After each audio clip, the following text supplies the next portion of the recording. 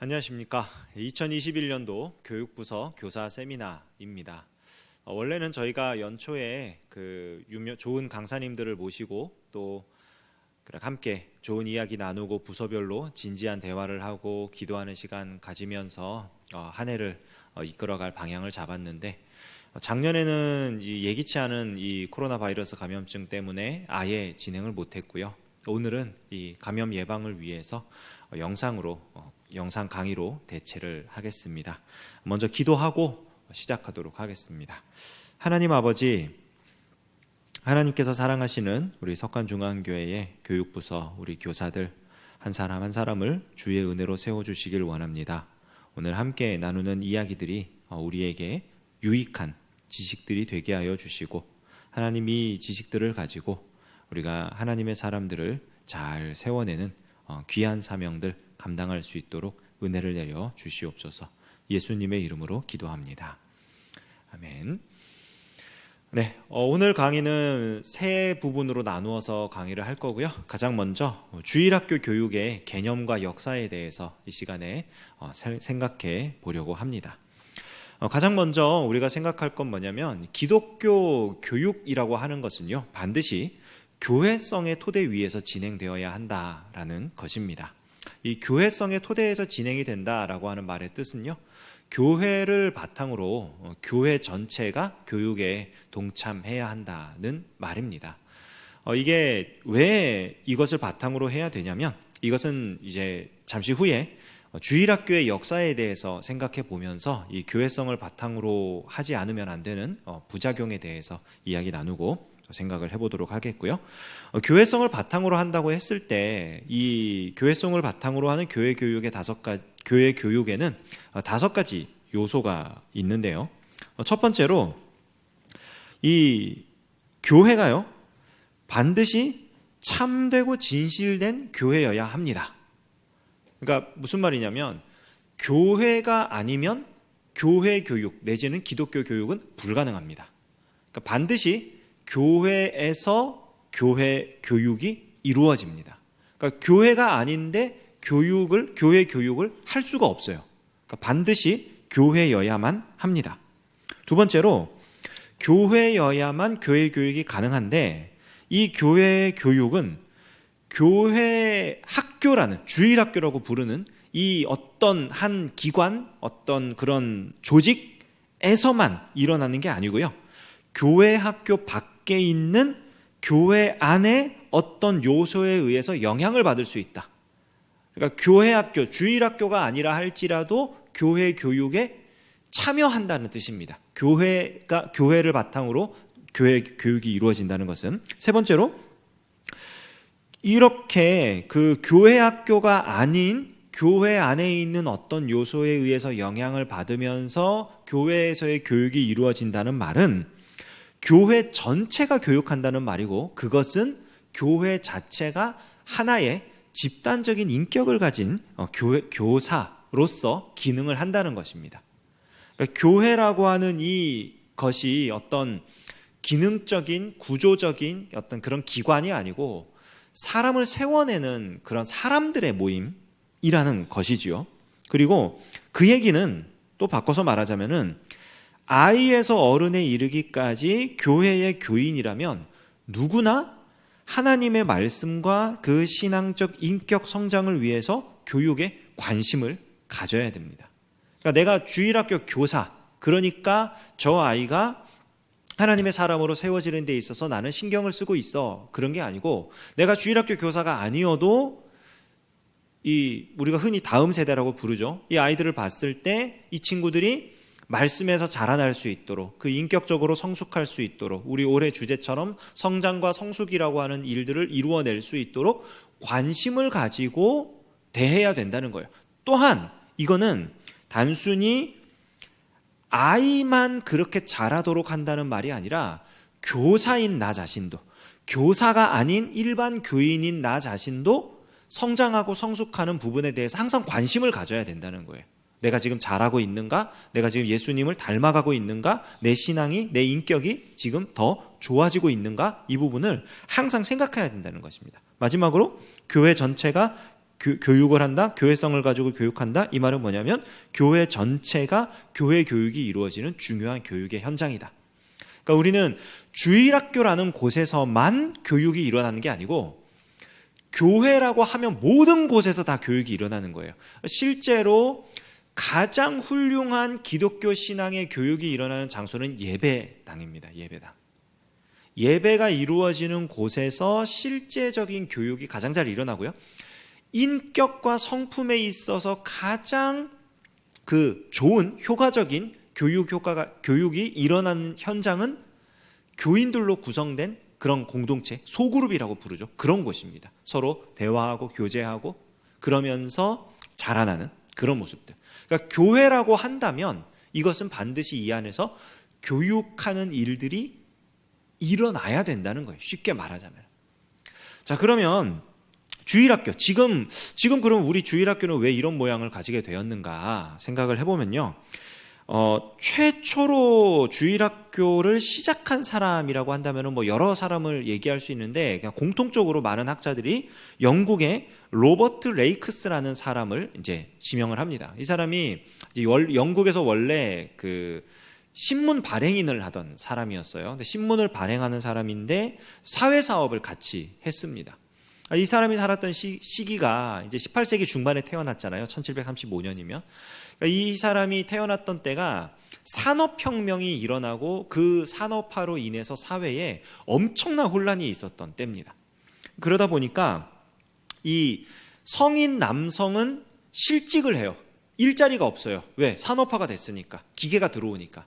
이제 일자리를 잃어버리고 대신 이제 뭐 간의 수공업이나 뭐 이런 것을 하던 사람들이 일자리를 잃었는데 기계가 돌아가는 공장에는 아주 단순한 노동을 할 수 있는 값싼 노동력이 필요하단 말이에요. 근데 그런 사람은 남자가 아니라 여자들이 더 잘해요. 더 쉽게 쓸 수 있고. 그러니까 여자들을 값싼 노동력으로 고용을 하는 거예요. 그러니까 남자는 실직을 해가지고 할 일 없이 뭐 술 먹고 놀고 있고 여자들은 공장에 가가지고 일을 하고 있고 이러다 보니까 결과적으로 그 가정에 있는 아이들이 방치가 되는 거예요. 아이들이 방치가 되고 이 아이들이 전혀 교육을 받지 못하고 전혀 어떤 혜택을 받지 못하고 자라면서 범죄자가 되는 겁니다. 그러니까 이 로버트 레이크스가 처음에는 교도소에 가서 교화 사역을 했어요.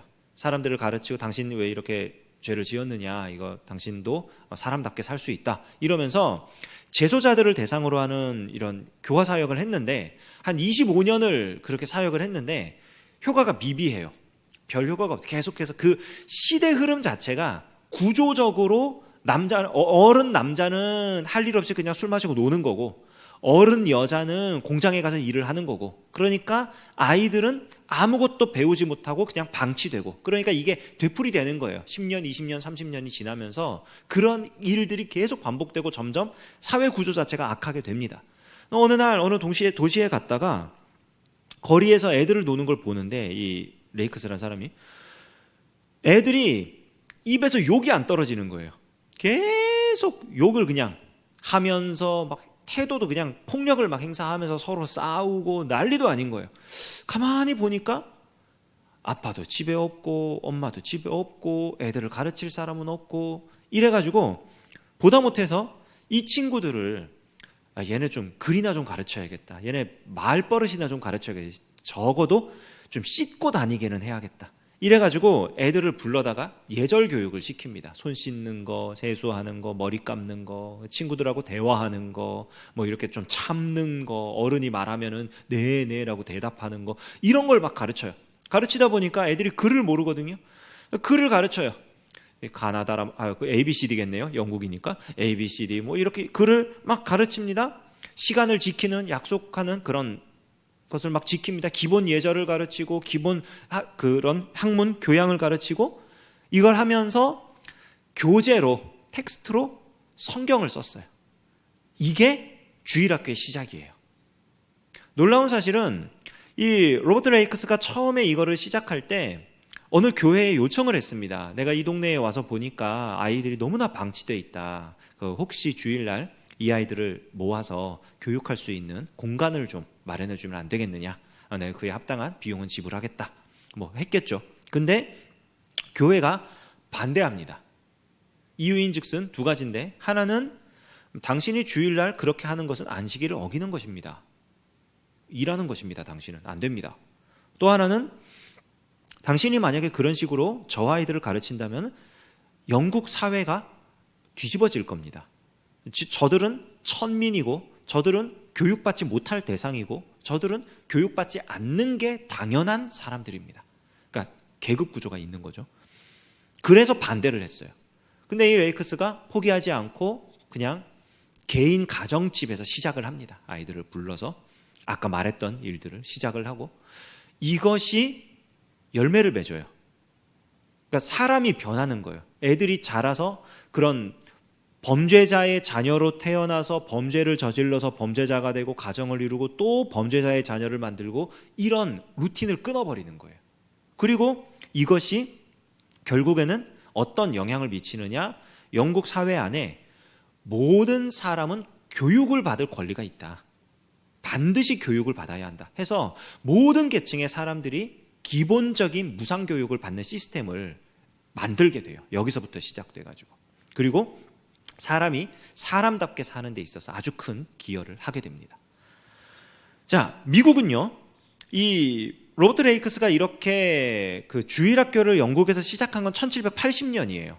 그런데 미국도 자료를 찾아보면은 1780년 이전에 그 뉴 잉글랜드 지역에서 그 청교도들이 오늘날의 주일학교 같은 그런 조직을 교회 안에서 운영을 했다라는 거를 발견할 수가 있습니다. 그런데 그거는 이제 일부 지역이었기 때문에 미국의 주일학교의 시작이라고 보지는 않고요. 미국은 1820년, 그러니까 영국보다 한 40년 정도 늦어요. 그때부터 본격적으로 그 주일학교가 시작되었다라고 보는데, 미국은 또 시대적인 상황이 어떤 상황이었냐면은 독립전쟁이 끝났어요. 그리고 그로 인해서 지금 전쟁을 치른 나라가 그런 운영이 힘들잖아요. 그런 기본적인 인프라를 구축하고 진행하는 게 어렵기 때문에 공립학교 운영이 어려워집니다. 불가능해져요. 그러다 보니까 교회에서 교육을 하는데 뭘 가르치냐면은 성경을 가르쳐요. 대놓고. 그 영국과 미국의 가장 큰 차이점은 뭐냐면, 영국의 주일학교의 시작은 얘네들을 기본적인 문자 교육을 시키는데 교재를 성경을 쓴 거고요. 미국의 주일학교는요, 아예 성경을 가르치려고 주일학교 시작한 거예요. 처음부터. 왜냐면은 이렇게 공교육이 무너진 상황에서 이 종교교육, 기독교 교육을 통해서 기독교인들을 만들어내서 기독교 리더십을 세우자, 이런 의미로 주일학교가 시작된 거예요. 처음부터. 목적이 약간 달라요. 그러다 보니까 주일학교의 시스템이나 그 가르침의 어떤 수준이나 그런 퀄리티라고 부르죠, 우리가. 그런 거는 확실히 미국의 주일학교가 수준이 높아요. 체계적입니다. 커리큘럼이 아주 잘 짜져 있고요. 뭐 우리가 말하는 그런 홈스쿨링이라는 거 있잖아요. 그것도 사실은 미국의 이 주일학교에서부터 시작된 거예요. 침례교 중심으로 해가지고 그 정말 공교육을 넘어서는, 뛰어넘는 탁월한 수준의 그런 교육 커리큘럼을 만들어낸 게 미국의 홈스쿨링 제도예요. 그것도 주일학교에서 나온 겁니다. 그런데 이렇게 하다 보니까 문제가 뭐냐면은, 교회 안에서 주일학교가 운영이 되는데 전문가와 비전문가가 분리가 돼버려요. 그러니까 커리큘럼 자체가 수준이 높으니까 이 수준을 통달한 사람이 아니고서는 가르칠 수가 없는 거예요. 그러다 보니까 목회자와 평신도, 교사와 교사가 아닌 자, 주일학교와 비주일학교, 교회 안에서 분리가 돼버려요. 나누어져 버립니다. 그래서 주일학교 교육이 어떤 온전한 인격적 성장이나 그런 신앙의 어떤 기초를 쌓는 거나 이런 교육이 아니라 그냥 교회 학교라고 하는 시스템 안에 있는 교사들에 의해서 그 기독교 지도자들을 세워내는, 기독교인들을 많이 배출해내는 그런 교육으로 방향이 아예 잡혀버립니다. 그게 미국의 주일학교예요. 자, 그러면 우리나라 주일학교는 영국 쪽에 가까울까요? 미국 쪽에 가까울까요? 당연히 미국 쪽에 가깝습니다. 왜냐하면 우리나라에 들어온 선교사들이 대부분 미국 선교사들이었기 때문이에요. 미국, 캐나다 이런 북미 지역에 있는 선교사들이었기 때문에 그들이 우리나라에 들어와서 처음 복음을 전하고 교회를 세우고 이러면서 이제 그걸 할 때요, 가장 먼저 이 주일학교가 서구 문화를 대표하는 일이 돼버렸잖아요. 그러니까 처음 들어와서 한 3.1운동 전 정도까지 사람들이 주일학교 교육을 엄청나게 사모하고 배웠어요. 선교사들로부터. 교재도 선교사들이 미국에서 직접 공수해 온 거, 그러니까 그 외국에서 가져온 그런 걸 갖다가 가르치니까 굉장히 놀란 거죠. 굉장히 놀라고 그거를 배우고 싶어서, 선진 문물을 배우고 싶어서 주일학교에 몰려갑니다. 그리고 뭐 그 결과로 뭐 3.1운동 같은 그런 일 하는 데 있어서도 앞장서는 지도자들이 생기기도 하고, 뭐 독립운동 해나가는 사람들도 많아지고, 뭐 여러 가지 그런 부차적인 일들이 일어나는데, 그 일들보다 이 주일학교에만 초점을 맞추게 되면요, 우리 한국 교회가 되게 특이한 게 뭐냐면, 교회가 세워지고 그리고 교회 안에 있는 그런 어린이들 혹은 청소년들, 이런 사람들을 대상으로 하는 주일학교 조직을 만들고 그들을 위한 교육 시스템을 만들고, 이렇게 주일학교가 시작되지 않고요, 처음부터 한국 교회는 주일학교가 먼저 시작됐어요. 주일학교가 만들어져서 거기에 아이들이 바글바글 몰리면 거기서부터 교회가 세워져요. 이런 순서로 교회가 세워졌습니다. 그러니까 주일학교가 교회 성장의 발판이자 수단이에요. 주일학교가 잘 되면 교회가 늘어나는 거고요, 교회가 커지는 거고요. 주일학교가 안 되면 교회가 커지지 못하는 거예요. 이게 한국의 기독교가 들어와서 교회를 세우는 초창기부터 그랬던 겁니다. 초창기부터. 광복 이후에 지금까지도 계속해서 주일학교는 그때 그 모습을 사실은 벗지를 못했어요. 양쪽으로는 굉장히 비대해졌고 굉장히 거대한 모양을 가지고 있습니다. 그런데 아직까지도 통합적인 어떤 시스템을 갖춘 교재나 커리큘럼이 완성된 그런 찾기 힘들고요. 그런 거를 찾기, 물론 나와 있습니다. 나와 있고 그런 것들을 연구하는 기관들도 있고, 우리 교단도 제가 두 번째 강의 시간에 말씀드리겠지만 그런 교재를 만들고 커리큘럼을 세웠습니다. 그러나 여전히 질적인 면에서 빈약하다. 양적인 면에서는 비대해졌지만 그게 현재 한국 주일학교의 현실이에요. 그러니까 처음에는 서구 문물을 들여오는 그런 수단으로 받아들였다가 그 다음에 이것이 정착되면서 교회를 확장하는 그런 수단으로 세워진 그 상태에서 진짜 주일학교의 그러면 목적이 뭐냐? 모르는 거예요. 왜냐하면 처음부터 당연히 있어 왔던 거고 처음부터 당연히 그렇게 되어 왔으니까. 근데 이 주일학교가 처음 시작된 영국이나 미국 같은 경우를 보게 되면은 이 주일학교는 사람을 사람답게 세우는, 신앙인을 그런 사회에서도 그런 리더십을 가지는 사람으로 세울 수 있는 그런 성숙한 사람으로 세우기 위한 그런 목적을 가지고 만들어진 게 주일학교다라는 걸 잊어서는 안 됩니다. 자, 그러면 결론적으로 바람직한 주일학교의 모습이 뭐냐? 가장 먼저 아까 말했죠, 교회성이라는 거. 이건 교회됨이라고 저는 표현해도 좋은데, 바른 교회로서의 집단적 인격에 기초한 교육. 그러니까 아까 이제 그 교회성에 기초한 교육에 대해서 말하면서 5가지 요소 말씀드렸잖아요. 한마디로 말해서 전부 다 그러니까 교회가 교육에 집중을 해야 되는데, 여기 성인 교육을 병행해야 된다. 이게 뭐냐면요, 아이들을 갖다 잘 가르치고 지도하고 이러는 게 다음 세대를 세우는 게 아니에요. 그게 주일학교 교육이 아니에요. 교사인 나부터가 먼저 성장하고 성숙하는 거고, 그리고 저 아이들도 성장하고 성숙하는 거예요. 함께 세워져 가는 거예요. 교회로서 같이 세워져 가는 거예요. 두 번째로, 인간성을 잃어버리면 안 돼요. 그러니까 주일학교가 교회 확장의 도구, 뭐 어떤 사회적인 어떤 일을 만들어내는 어떤 수단, 그런 걸로 생각하면 안 되고요. 사람을 사람답게 세우는, 총신대학교에 그 교훈이 있어요. 신학 성전목이라고 하는데요. 신자가 되라, 학자가 되라, 성자가 되라, 전도자가 되라, 목회자가 되라.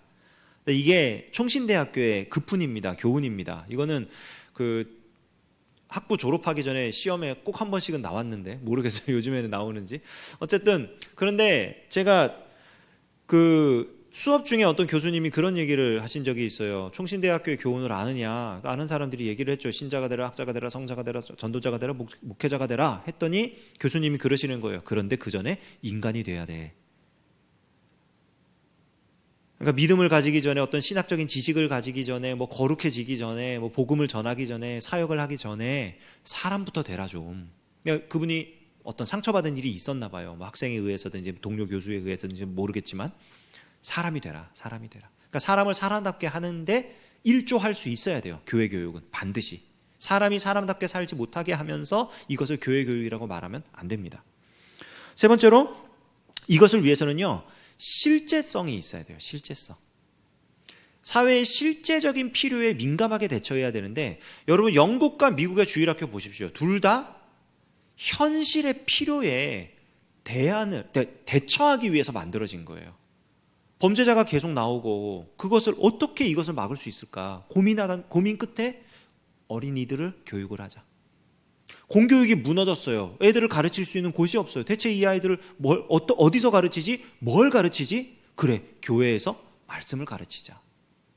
시대를 분별하는 눈이 필요합니다. 지금 코로나로 인해서 타격을 받은 것이 굉장히 많은데 정말 큰 타격받은 것 중에 하나가 대학교예요. 대학교가 수준 높은 강의가 진행되는 것이 아니라는 게 여실히 드러났습니다. 고등학교, 중학교, 우리 입시 교육이 반드시 학교를 가야만 가능하다? 그게 아니라는 게 여실히 드러났어요. 대체 이 교육이 무슨 의미가 있는 건가? 이 시대에 지금 어떻게 나아가는 건가? 여러분, 이거에 대해서 대안을 제시해야 돼요. 그래서 마지막으로 제시하는 게 모범성이에요.